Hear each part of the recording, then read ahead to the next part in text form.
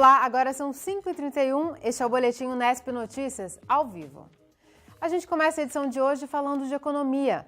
Desde o ano passado, o rendimento da caderneta de poupança é atrelado à Selic, a taxa básica de juros controlada pelo Banco Central. Isso fez com que a aplicação financeira predileta dos brasileiros renda menos, já que a taxa nunca esteve tão baixa. Ainda assim, os poupadores continuam investindo na segurança e na praticidade da poupança. Rafael só conseguiu comprar este carro por causa do dinheiro que guarda na poupança.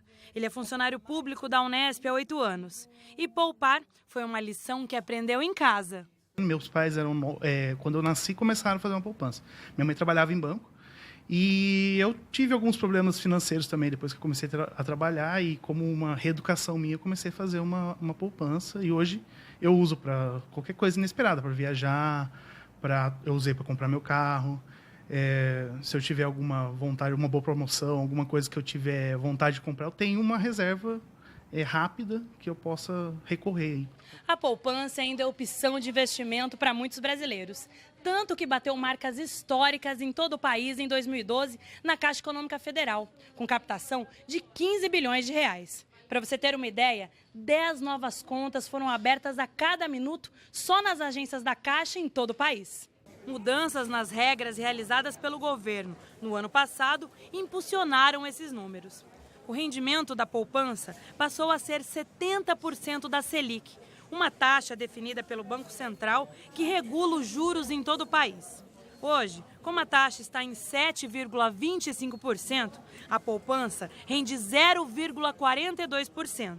Um depósito de R$1.000, por exemplo, rende R$ 4,20 em um mês. Para muitas pessoas, colocar o dinheiro que sobra no banco é uma forma de se preparar para gastos fora do orçamento. Eu guardo para o futuro, né? Uma emergência. E é uma forma de você guardar que é garantida. Entre os atrativos da poupança estão as facilidades para abrir e manter a conta. Não é estabelecido um valor mínimo para os depósitos e também não é preciso fazer movimentações. O dinheiro pode ser retirado da conta a qualquer momento. Não é cobrada taxa de administração e o titular da conta também não precisa pagar imposto de renda. Ela, além de ser a gente pode chamar um investimento mais democrático que tem, né? Porque a gente, com pouca documentação, e diretamente numa agência bancária, numa agência da Caixa, ou até em correspondentes, ela pode ser aberta, né? E contar com garantias, além da Caixa Econômica Federal, também com o Fundo Garantidor de Crédito, para limites até 70 mil, tem dupla garantia, né? Você tem uma garantia de um banco público, que no caso a Caixa, e também esse fundo garantidor também, que garante depósitos até 70 mil em todas as instituições financeiras do país. Para este contabilista, a poupança é uma opção para investidores que não querem se arriscar. Nós temos no mercado hoje, basicamente, 3 tipos principais de aplicação, como a poupança, o CDB e os fundos de investimento, certo? O CDB também não é uma aplicação de alto risco, porque é uma taxa específica que o banco paga. Já os fundos de investimento, fundos de ações, oscilam muito, elas são muito voláteis.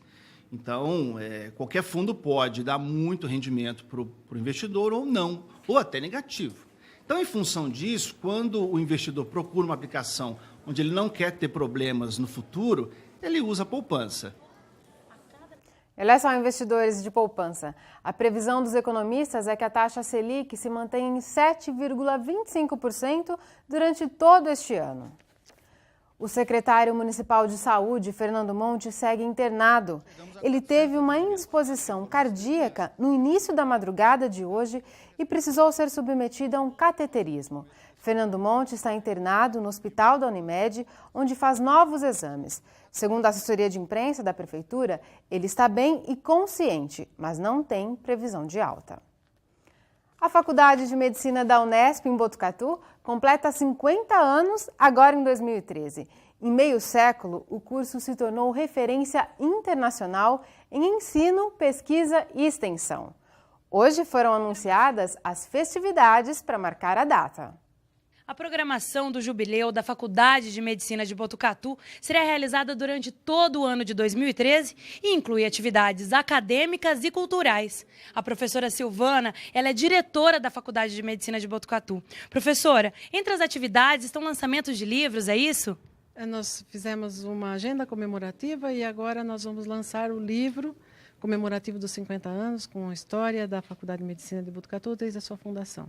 E qual a importância da comemoração dos 50 anos da faculdade? É uma data muito expressiva. Nós temos, então, a solidez desses 50 anos dentro das nossas paredes. Então, isso é uma coisa muito importante, essa comemoração, que mostra a nossa trajetória durante esses 50 anos. Professora, e vocês estão em busca de parceiros para as atividades que serão realizadas durante todo o ano, é isso?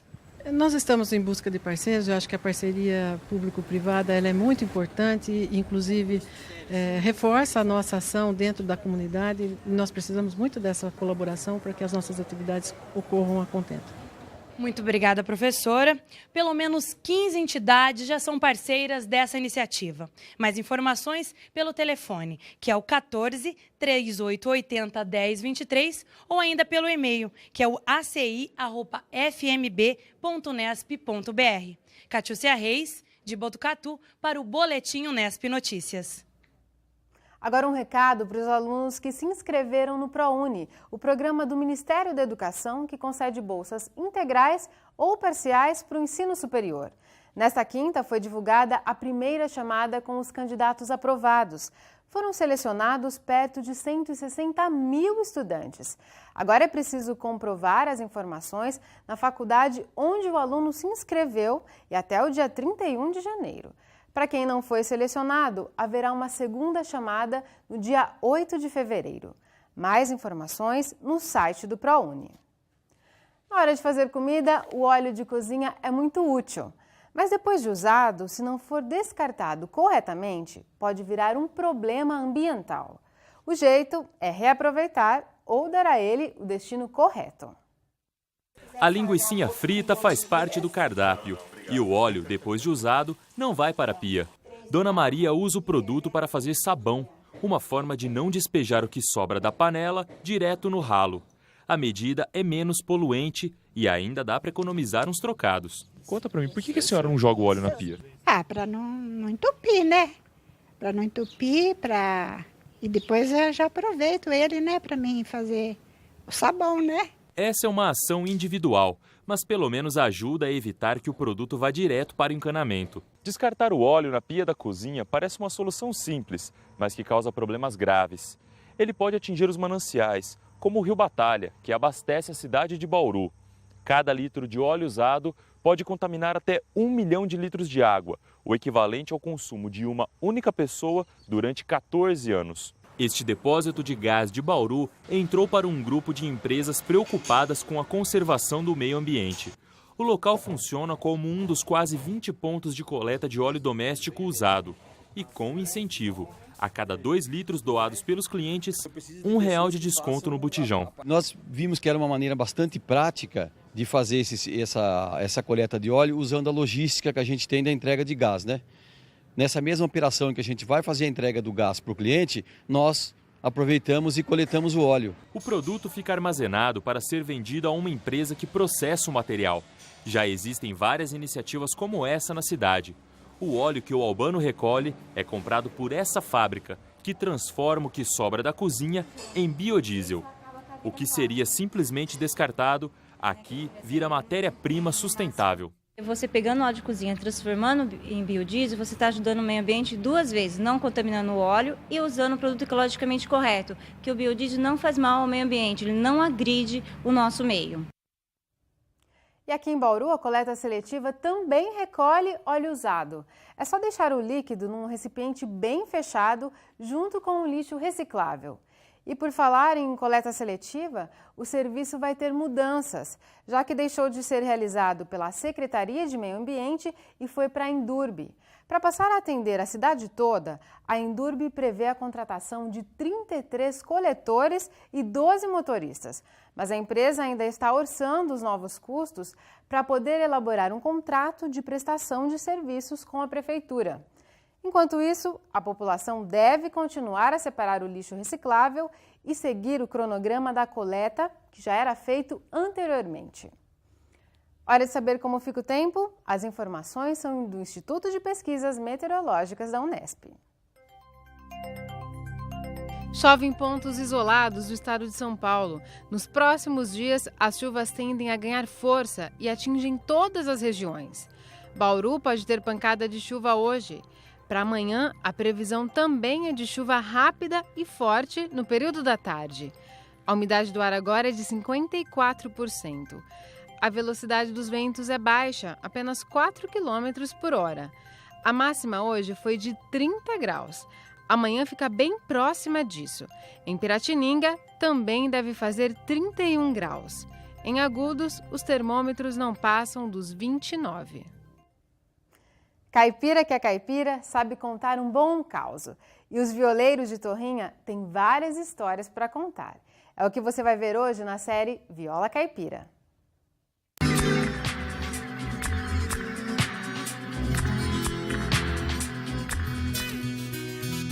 Violeiro bom é aquele que não desafina.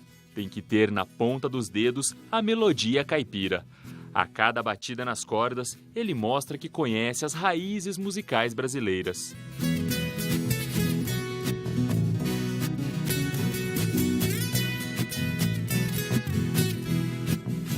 Marcelo começou no violão quando era criança.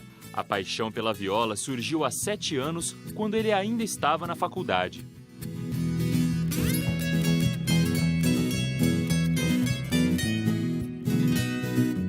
Quando eu entrei na faculdade para cursar zootecnia, eu ainda não havia tocado viola, né? Eu sabia que eu tinha um instrumento que eu herdei do meu tio, só que eu ainda não tinha me apegado tanto a esse instrumento. Como é em Botucatu a faculdade, e lá é uma região muito rica em violeiros também, na cultura de viola, com contato com alguns amigos violeiros, eu comecei a estudar um pouco mais instrumento. Até então, era muito pouco difundido e a gente não conseguia professores. O que eu fiz foi apenas aplicar a teoria musical que eu tinha do violão, né, e aplicar para a viola, e estudar um pouco mais esse instrumento. Hoje ele é professor dessa turma. O projeto é da ONG Amigos de Torrinha, cidade a 100 quilômetros de Bauru. Daqui saem os músicos que compõem a orquestra de viola, que excursiona pela região, mostrando um pouco da cultura caipira. O futebol preto que acompanha a viola seria o violão. Assim como o caboclo caipira tem lá seus trejeitos, a viola também é cheia de 9 horas. Existem várias formas de afinar o instrumento, cada uma com sua sonoridade. Nessa turma, todo mundo toca a afinação cebolão em mi, a mais conhecida no estado de São Paulo. As cordas ficam com uma tensão mais forte e o som é mais agudo. Ela grita mais.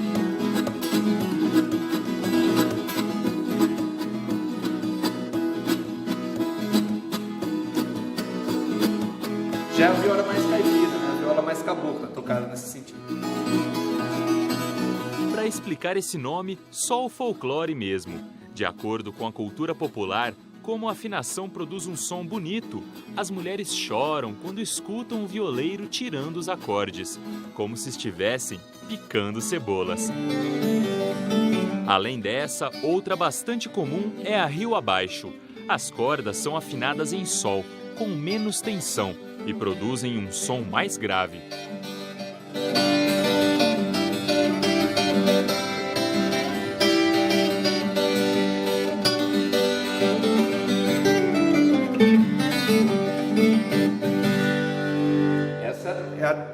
No caso, é a rio abaixo, né? A diferença com a viola em mi está muito na sonoridade. A rio abaixo dá um som mais grave, enquanto a viola em cebolão em mi, ela dá um som um pouco mais agudo, mais típico da viola caipira. Para explicar essa afinação, também tem história. Reza a lenda que no norte de Minas Gerais, nas noites de sexta-feira, um misterioso homem de chapéu de palha e barba comprida descia o rio em uma canoa, tocando sua viola com maestria, mas em uma afinação que ninguém conhecia até então. Com medo, os homens fechavam as janelas e se punham a rezar. Mas as mulheres à beira do rio ficavam encantadas, parecia até que tinham sido enfeitiçadas. O que ninguém sabia é que aquele homem era o Coisa Ruim. Com sua canoa, ele arrastava as mulheres que nunca mais eram vistas. Os violeiros daquela época acabaram pegando de ouvido aquela afinação e a batizaram de Rio Abaixo.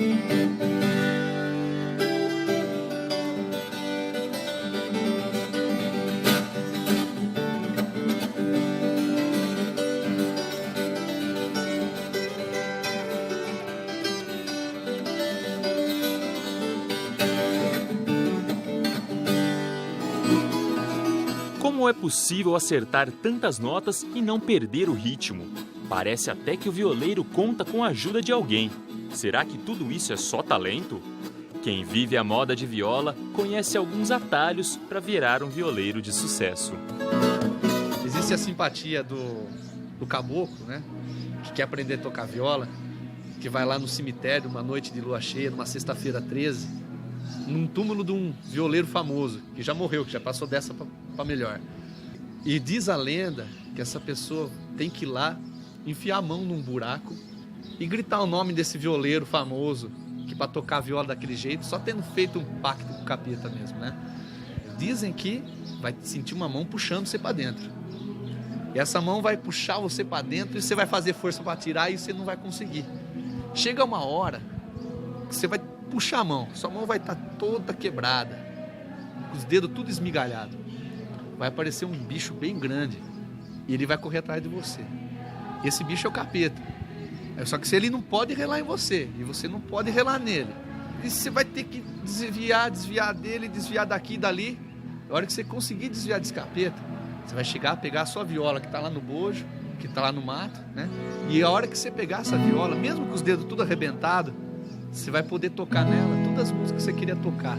E as músicas vão aparecer na sua mão, como se você tivesse aprendido há muito tempo.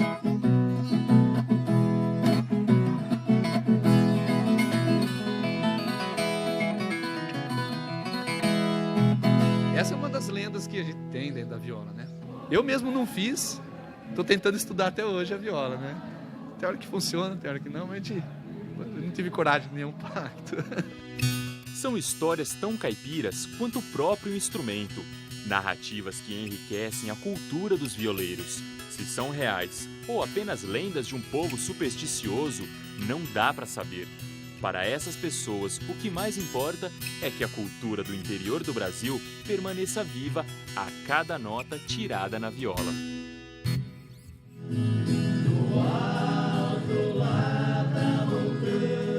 Viver a viola não é só contar histórias. Quem tem talento tem que mostrar o que sabe. Amanhã, na última parte da nossa série, você confere uma apresentação da Orquestra de Viola Caipira. Não perca!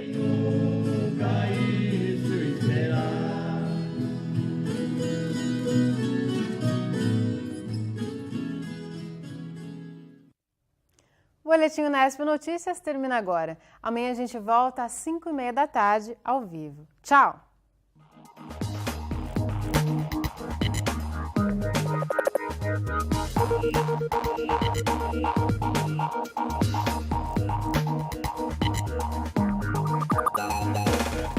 Thank you.